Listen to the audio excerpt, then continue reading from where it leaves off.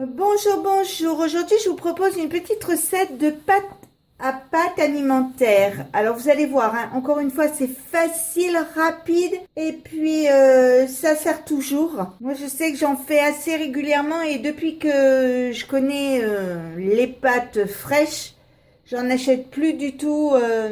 Plutôt, j'en achète le moins possible. J'en ai juste pour me dépanner.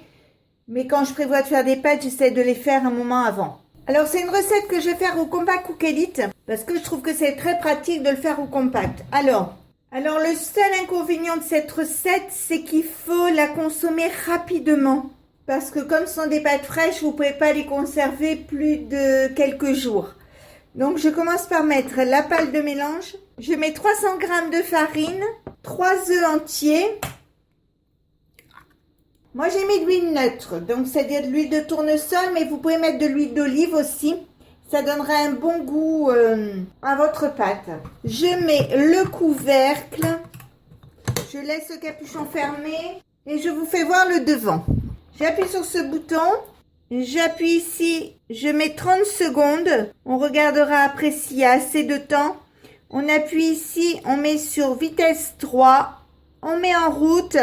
Et on verra dans 30 secondes ce que donne la pâte. Je vais l'ouvrir, regardez. Voilà, c'est arrêté, je vais l'ouvrir.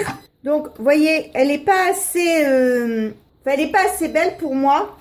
Je vais ajouter un petit peu d'eau froide. Alors, la valeur de 1 cuillère à café pour commencer.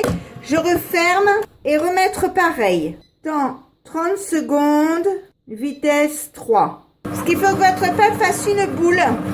Vous voyez, la pâte commence à faire une boule, donc c'est sympa. Donc c'est arrêté, je vais l'ouvrir. Oui, elle est belle. J'arrête l'appareil. Je prends un papier cellophane comme ceci. Je prends ma boule de pâte. Je la mets dans le papier comme ceci.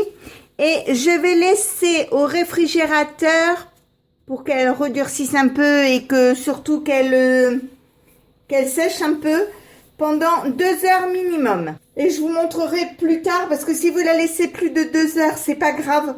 Vous pouvez la laisser même jusqu'à demain. Moi, c'est ce que je vais faire. Elle va aller jusqu'à demain au frigidaire. Et demain, je vous montrerai comment je fais des pâtes avec cette pâte. Donc, si ma recette vous a plu, n'hésitez pas à mettre un j'aime, un commentaire ou tout simplement à vous abonner à ma chaîne. C'est facile, c'est rapide, ça coûte rien et ça fait toujours plaisir.